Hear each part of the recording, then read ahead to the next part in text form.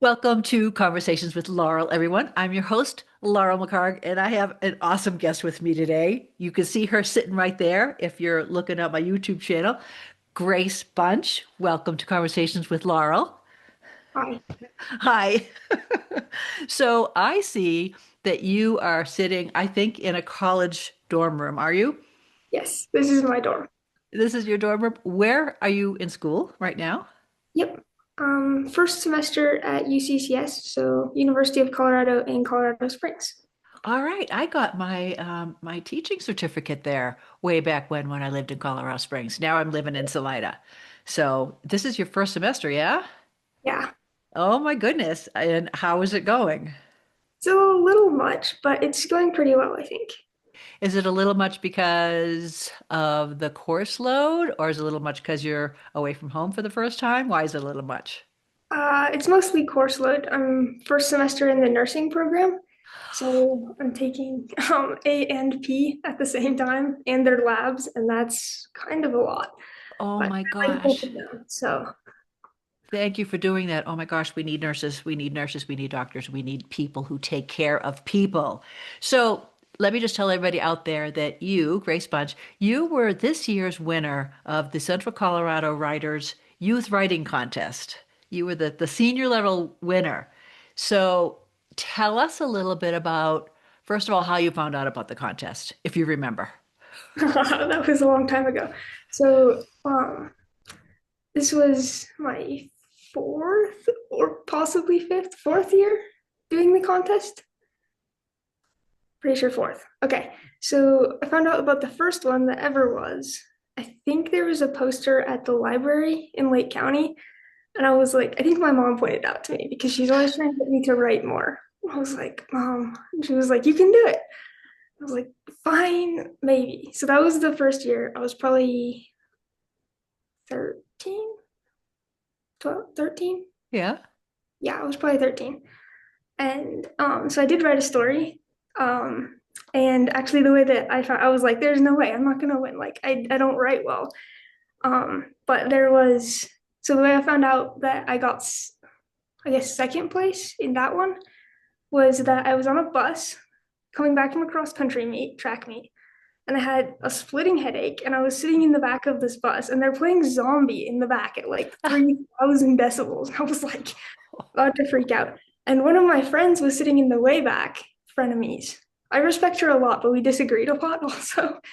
Anyway, I just hear her screaming in the back. She's all, Grace Punch! And I was like, oh, I'm dead. I'm so dead. And she runs up and she was like, you submitted a story. And I was like, yeah. And she was like, me too. I was like, okay. And she was like, we tied. And I was like, we tied what? And she was like, for a second. And I was like, well, that was a wild ride of a sentence. And so we actually did. We tied for a second and we knew each other. And I found out on the bus when she was looking at her email. And so I think I got hooked on it a little bit then. And then I submitted every year since, got second place every year up to this year. And then this year I took first. So We tied, and you're thinking, our shoes? What are you talking about? yeah, I know. I was thinking like, did we tie for first? Did we tie for last? Like what was going on? We tied for second. So That is awesome. So every year, was this the fifth year? Um, or fourth year? Whatever. It was, yeah, fourth or fifth year. Central Colorado Writers do this youth writing contest, and the vice president of the Central Colorado Writers started this up, Cam Torrance. And shout out to Cam Torrance. He lives in Buena Vista. I say Buena Vista. Some people say Buena Vista. You lived in Leadville at the time? yep. Okay, we used to live there for 12 years, 12 very long years. Did you feel glad that you're away from Leadville for a little bit? Oh no, I miss it so much. Oh, It's so ugly down here and it's hot. oh But oh oh it Leadville is a very special place, and it's never hot. So this year's contest, which you won in the senior division, and the first place winners get a $400 check, yes, and the senior winner, you got an extra gift, which was what, to go to attend the Rocky Mountain Fiction Writers Conference. Were you able to do that this year? I just got back from it probably a couple weeks ago. So Tell it us was about that. Tell us about that. crazy. Well, first of all, I found out that writers are scary.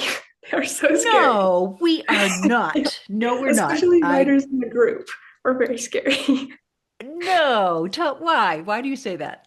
They're just very intense and they're weird to the point that they know they're weird and embrace it. And that is scary. All right, I might agree with you there. There I've been was called some interesting things, but no, scary. Okay, go on. especially because it's mostly either romance writers who are a special brand of scary or like crime fiction writers who are even more scary. I have my class right now is part of a cadaver lab. So I actually do dissect cadavers and look at cadaver anyway. So I was telling this lady, we struck up a conversation. I don't know. I was telling her about this, and she was grilling me about cadavers. I was like, and she was like, oh, I write crime fiction. And she was like, so what is this tendon again? Where does it go? And I was like, oh gosh, like this is not what I was going in for, but okay. And she like totally felt okay being like, so tell me about the tendons again there. What do they feel like? And I was like, What do they feel like? Ew, in a cadaver. Do they feel different in a cadaver than they might feel in a live person? Well, why would you be feeling? Well, I'm feeling my tendons right now behind my knees. It's kind of weird when you start to very weird. poke at things. Yeah, you can hold them in their hands and they do one of these things. Like, wow, I mean, that's fascinating. And again, so you talk about writers being weird and wanting information about different things, right? I mean, that's research, right? Yeah, and I'm Yeah. choosing to believe that she was probably writing like a crime procedural where they maybe had like a pathophysiologist or something there that was like medical examiner and not like a serial killer series, but I don't know. So What did you come other than coming away with the fact that writers are scary, which I don't think we are, but well, maybe some of us are. And I don't suppose you've read any of my dark Ebb Grim Tale stories. Don't if okay. the because I'm a scary person too. Sometimes my short story muse goes dark for some reason. I don't know why. I just let it. Um, but what did you come away from that experience? Um, What did you I learn? think I mean, you went to you got to go to um, different different sessions, right? So yeah. you got some romance ones, and yeah, I guess maybe I'm asking what was the best thing you learned there? I think the best part of it was just like being able to see like all of these different facets of writing that maybe I hadn't even thought about was a thing before. Like I didn't know that like slipstream existed as a genre, but they were explaining it to me, and I was like, I've read that. I don't like it, but I have read it. Like now I have a name for it, and certain stuff like I went to a gothic one. I was like, oh, actually, yeah, I do. This is a genre that I hadn't even thought about, but I do read and I enjoy. So I think that was good. And like just the different ways people think about writing. Like I know plotter and pantser is a Yeah. debate, but like I think I would be of the person that was like, what do you mean you don't plot things? Like where are you going with this? And they actually have good reasons and they're good writers. So All I think right. just You're telling us that you're a plotter. very much so. All right. So let's talk about your story. So the theme this past year for 2025 was superpowers um, superpowers applied.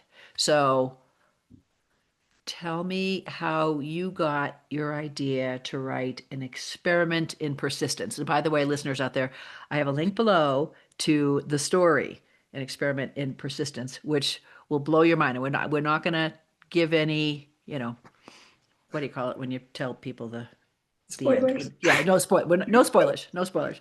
Okay. But definitely read it. So how did you come up with that idea? Because what a fascinating story.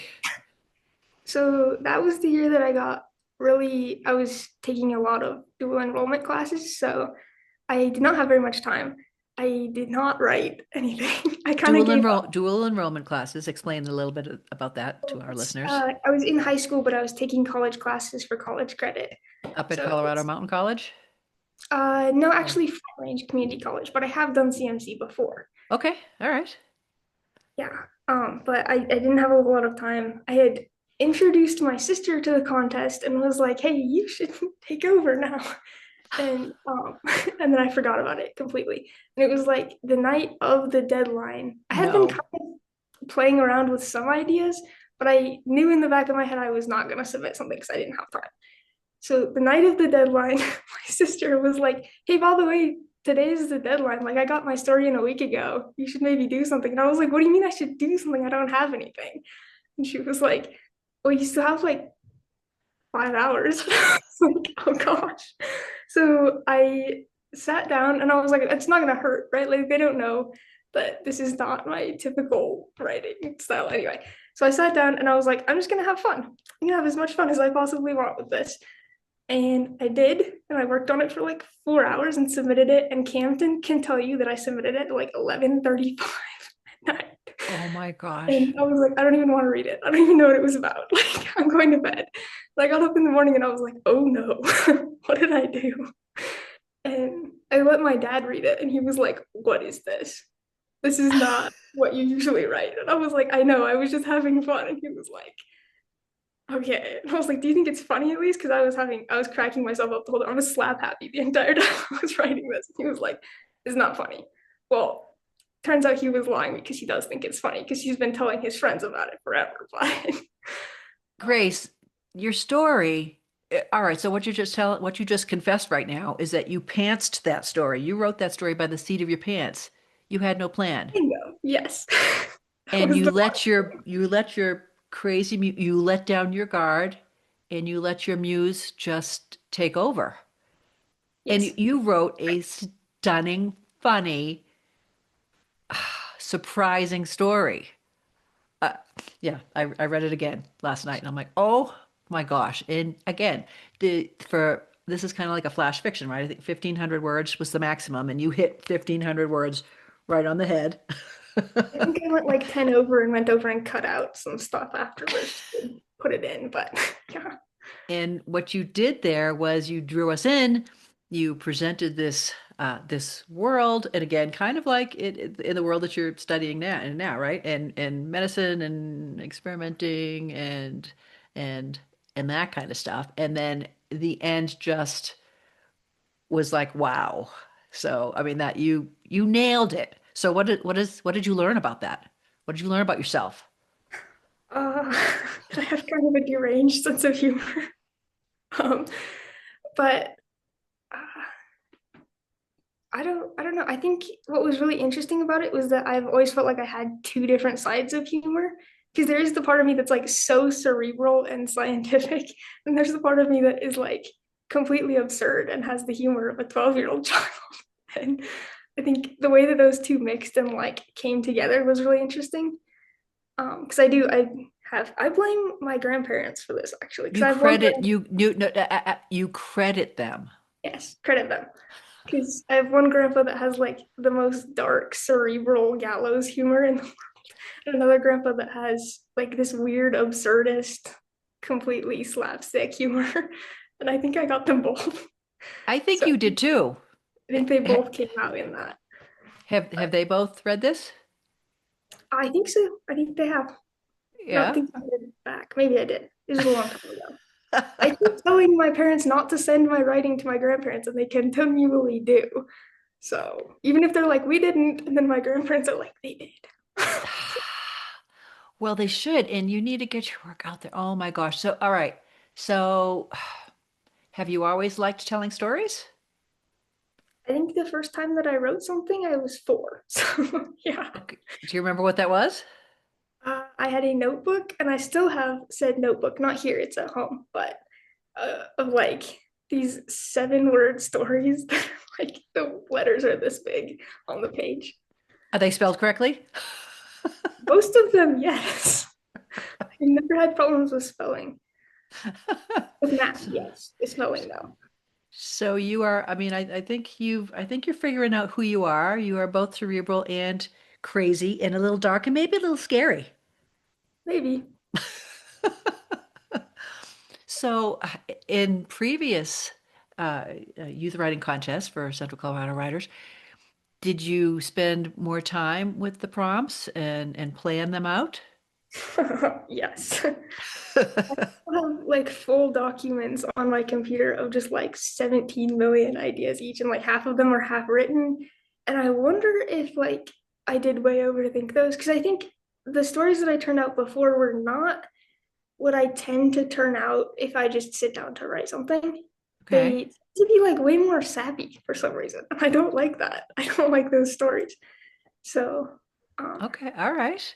Well, what, tell us what you're, are you still writing? So do you keep a journal? Are you, what's your writing process? How often do you write?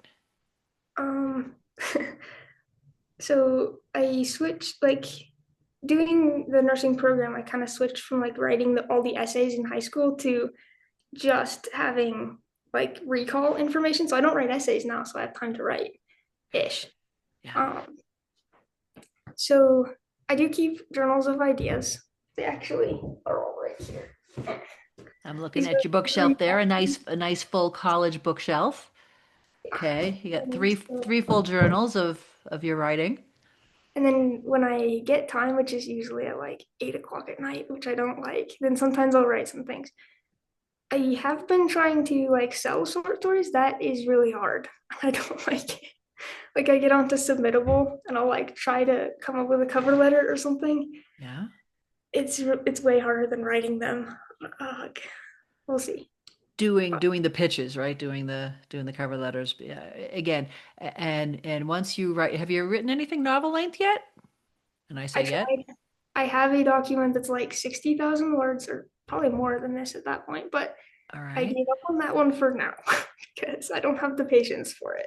All It's right. Or when you're ready, it will come out. I mean, the novel that I just submitted my final proof copy to, I published myself.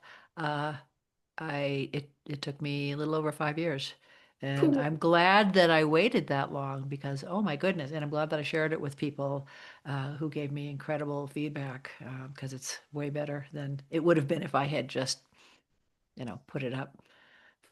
First draft equals final copy, rough draft equals final copy. It never really it works that way, except for you. You did a rough draft on this, your experiment in persistence, and you won first place. So you've got something special going on there, Grace. Short stories Um, are different because you have yeah. like two pieces to fit together, whereas in a novel, like here's 17 million of them, and if one is out, then everybody's gonna know. It's like, Do ugh. you put anything up on social media? So I Okay. have made a choice that I'm not doing any of that. Group me is about the only concession that I'll make with that, but What's that called? group me, it's like Group me? texts for organizations, but that's it. All right, all right. This past June, I deleted my Facebook page and my LinkedIn page, and I took my Insta off my phone and just left it on my computer because these things can take you down rabbit holes, as you know. And yeah, I feel like I have so much more time to be creative now that I'm not putting everything out there. But I do have a Substack account, and I'm starting to put you know pieces up there, and that's been kind of fun. So. Hmm. What do you see to be, and this is kind of changing topics, what do you see to be the one of the biggest challenges for people in your generation right now? Oh, paying attention. Absolutely. So, one of the things, so full disclosure, my parents decided that they were like, yeah, no phone until you're like 20. But anyway, that didn't work because I did sports. So I got one when I was 13, but it was a Okay. dumb phone. And so I like never did it. And then I think they taught me to not be interested in it. Like to not think of that as like your source of entertainment. Yeah. Instead, oh, I had this. So, and I went to college and I'm realizing how absolutely dependent everyone is on their phone. I mean, Yeah. you come to class and like the first thing everybody does is like, you're like, oh, and I've been trying to talk to people and people will be on the sidewalk doing this and you're just like, could it not wait? Like you're not seeing the trees and you're not feeling anything on the bus, you're not hearing anything with your earbuds. I'm like, you're not experiencing life. And when I try to talk to people, like they will only talk to me with one eye looking at me. Like Oh, 3/4 of their attention is not on me. And it's like that is really annoying because like I just want you to listen to what I'm saying because I wouldn't talk to you if I didn't want your opinion on something. Um, So I think that's just really hard, and especially being outside of that, like making a choice. And I feel like a lot of other people are my age, being like, "No, we're going to be present. We're going to pay attention." And sometimes it works, and sometimes it doesn't. But the vast majority of the time, it's like, oh, we don't remember. Have you challenged anyone who's done that to you? Like one eye on the phone, one eye on you. Have you challenged them and said, "Hey," There has or been a few times when I've been like, "Oh, I'm going to take the AirPods out of your ears." Okay, great. It's okay. I mean, they're just listening to music, and they're like, like, no, actually, we're having a conversation. We need to have a conversation. yeah, yeah. I mean, you kind of hinted at it. Do you think people in your generation are starting to realize that? I think so. Yeah. I I don't suppose at the college level they're doing anything with like turn your phones in at the door at the beginning of class. I guess they're not doing that. There's there's so many people that sit in my physiology class and like online shop on their on their thing. And I'm like, I promise that I'm not dumb, but like I'm boiling my brains out to try to understand this material, and you are shopping on Amazon. I'm like, I don't know what. Like either you're a super genius who has like two sides of their brain doing different things, or you're just wasting your time and the college's time. I'm like, Yeah, yeah. Oh, that hurts. Oh, that hurts a little bit. So, let's see. What else should we talk about? How about AI? How has AI influenced your experience? And again, this is just October, right? So you've only been in classes for a couple months. Are you experiencing issues with it right now in your classes? in my majors, no, because I don't write things. I think in the majors where people do write things, I think AI is probably writing a lot of it for them because it can. And so I think I'd always not really, it's kind of off my radar because I just didn't need it. And in my classes, it's all total recall. So it's your professor being like, "What is this part of the skull?" You can't be like, "Hang on, can't you see what is this part of the skull?" But we do use it to study a lot in health science because you can put in the slides from your professor's presentation and be like, "Spit me out a 50-page test or 50-question test on this, and I'll take it." And that's really helpful. Um, but Yeah, and again, when AI first started being a thing and being talked about and all that, yeah, a lot of people were up in arms about it, and it's the end of everything, and it's horrible, yeah, and just like every advancement, right? Every advancement has its pros and its cons, and as you just said, you would never use it to write something creative, although yeah, people do, and I can't imagine being going back and teaching now. I think that would be really a challenge to determine who's using what. And again, with the youth writing contest, we had this little disclaimer, if you use it for anything, and again, use it for spell check, right? I mean, spell check is AI, right? yeah, It's helping in a way. Um, I used it recently to change one of my names. I was looking for a specific kind of name, and I'm like, come up with a bunch of names, that have these elements. And so, kind of look through. It's like, oh, that's kind of cool, and so it can help with little things like that. It can also be used for evil purposes. So just like every other advancement, I'm it's actually here. We're not. I don't think we're getting rid of it. We're not going back. So we've got to figure out how to be responsible with it. yeah. I think there are some professors that are very paranoid about it. Like even things that like a student could not possibly have used AI to write it. Um, they are paranoid about it. They're like, if it's too good, I'm gonna check it for AI. And so I figured out like one of the things that you can do is put humor into it, ironically enough, or just say something that like AI would never say in its life. I just got done with a lab document, and the lady was like, "I do check your stuff for AI. I don't need to check yours because I had put a comment on it." She was like, "What is the most common reason that you're not getting an accurate blood pressure?" And I'm an EMT, so I know this. So I was like, "Because your equipment is crap." And she was like, "Yeah, so I'm not checking yours for AI. AI is not going to spit that out." That is the most popular reason why you're not getting good blood pressure is because your equipment is crap. Yeah, I've actually had blood pressure taken at appointments, and they're like, all of a sudden, your arm goes numb because it keeps squeezing. Like, stop, make it stop. Because I take Yeah. manuals and it's like either your diaphragm on your stethoscope is broken or the bladder blows, like that happens. So it's just like, and you're like, oh my goodness, are you kidding me? So yeah, but also S- humor. If you put that in there, AI did not write your thing. So All right. Well, that's good to know. I see behind you. Let's see. You got a plant. You got a bike helmet. What yep. are you? Tell me about your extracurricular activities. So I am not a biker, but I have a bike in case I need to get around. I'm actually a runner. I like running better than bikes scare me. I like cross country skiing a lot, but skis also scare me. Um, Basically anything that's not my own feet, which is why I'm a runner and hiker. Like hiking. All right. Cross country skiing. Yeah, that doesn't scare you, does it? It does to a certain extent. If there are hills, Yeah. maybe. Eight Yeah. skis on hills. It's like you cannot stop. And actually, the first time that I tried cross country skiing, the girl that was teaching me to skate, I was like, "Where are the brakes?" And she's like, "There are no brakes." I was Where are the like, brakes? "Oh no!" And she's talking about this freshman kid that was like, "I know how to brake," and he took his poles and stuck them out and impaled himself. I was like, "Oh." Oh. I don't think Your this story is true. I think this is a horror story she made up, but it does your happen. your your butt is your brake when you're skiing. Well, growing up in Leadville, did you grow up in Leadville? Yeah, Okay, I was gonna say I you moved there when I kind of was. have to know how to ski or snowboard or Otherwise, something, it's right? miserable. Yeah, yeah.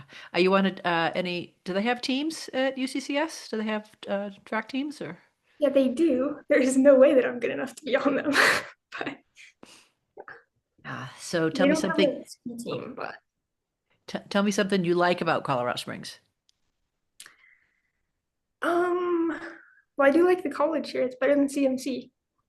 Huh? Um, oh, also, so I was really scared about driving in a big city because I've driven back roads like all my life. Leadville has one stoplight. Nobody pays Yeah, attention I to think it. two now. Yeah, Yeah, two I now. guess One by Main Street. Safeway. Yeah. Anyway, so I was really scared, and I got used to it. I pushed myself. I did it. I've never been in a wreck, never been close. So I've been driving here for a while. I came back to Leadville, and I was like, I cannot drive here. A, nobody knows how to drive, and B, there's no road. So I will say the roads here are pretty great. People pay attention to stoplights. People don't like try to pass you on a median, on a hill, on a residential street. So It's a whole different world driving a city and driving out here in with us country bumpkins. All right, I'm going to ask you a guidance counselor question now, okay? yeah, Where do you see yourself in 5 years? graduated. Other than graduated, where, Okay. what's Writing wise, I think that I would want to keep it as like a side hobby, like all the rest of my hobbies. I think it would kill me if I tried to make a career out of it because it's not a stable thing. yeah. Um, but because I think this is why a bunch of writers have mental illness, because if you try to make it your job and your life, yeah, and you can't always, it's not like you punch the clock. It's like either you're good or that was terrible Yeah. and now you have no money and etc. So I think I would like to keep it as a hobby. And if I could like sell short stories, that would be great. Like less for money and more to just be like, yeah, I did that. I'm a writer now. So Yes. And you know that you can publish yourself, right? You could do a collection of your short stories right now and get it out there yeah. if you wanted to. And if you're interested in that, talk to me later, okay? Okay. Grace Bunch, winner of this year's Central Colorado Writers Youth Writing Contests. What advice would you give to people your age who are interested in writing? Read. Read so Tell me much. more. Tell me more. Everything. So yeah, like I said, I didn't have the phone, so I read everything. If you've read a book and it's famous, I've probably read it too. And I actually haven't really taken a writing class ever. but I just read.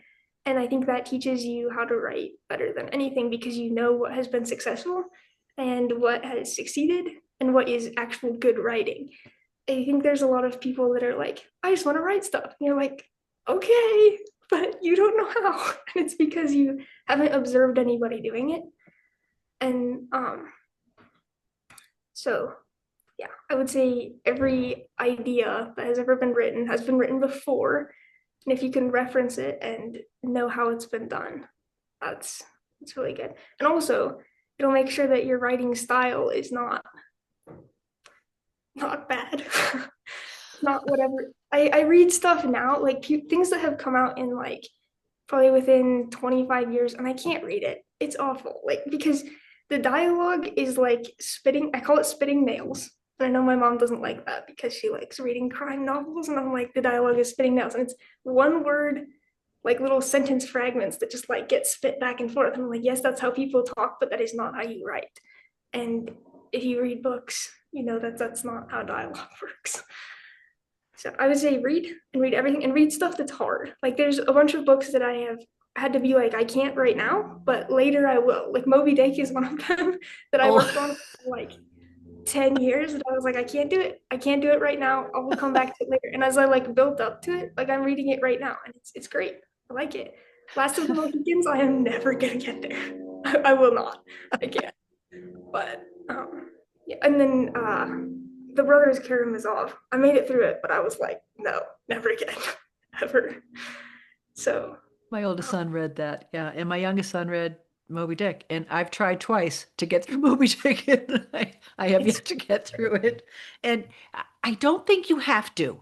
I'm just going to no, put that out there, and people can comment all they want on whether you have to or don't have to read Moby Dick. I don't think you have to. But yeah, it's a here's what you can challenge. do. You can read Old Man in the Sea and then go read an encyclopedia on fish. And then you'll get everything from Moby Dick just with those two books. I love that. I love that because I've read Old Man and the Sea a couple times, and I will read it again. Completely Yeah. same story. He just took scissors to it and cut out all the useless fish facts and changed the guy's name. Yep, our youngest son did talk about that. He's like, "Yep, there's yeah, way more than you need to know or want to know or have to know It's like about Les Mis. fish." Like I've read Les Mis like 3 times, but I cut out definitely sections where it's like, here is an entire book on the habits of the nuns in Paris. I'm like, skip. Like, here's an entire section on the slang in Paris. I'm like, okay, that's interesting. Skip. All right, let's go. Grace Bunch, you are mature beyond your years. I'll just say that right now. And, you didn't know any of these questions ahead of time, and yet you have incredible answers for everything that I asked you. And, your answer about reading. I mean, that's what it is, right? You read good books that make you feel things, make you angry or make you sad or make you cry, make you laugh out loud. Your short story, link below. Everybody read it. It made me laugh out loud. It was so good. I want you to keep writing. I want you to find, this youth writing contest. You're too old to. You're over 18 now. I am 18. You're 18 this year. I don't think. Yeah, I don't. I think you'll be I'm 19 retired. by the time we do the next one. Um, but keep writing and keep submitting to different journals, to different publications, and keep getting those rejections until you get, not a rejection. You get paid for some of your stuff because you can write, girl. Thank you. You can write. Grace Bunch, this was a pleasure. I don't want to keep you from your studies. It looks like you have a bit to do. What's your biggest challenge this semester, course-wise? Definitely anatomy lab, the cadaver lab. There's probably 16 muscles just in this side of your forearm. 16, huh? There's a lot. Wow. There's like two that go to your index finger alone, and then two that go to your pinky. It's a lot.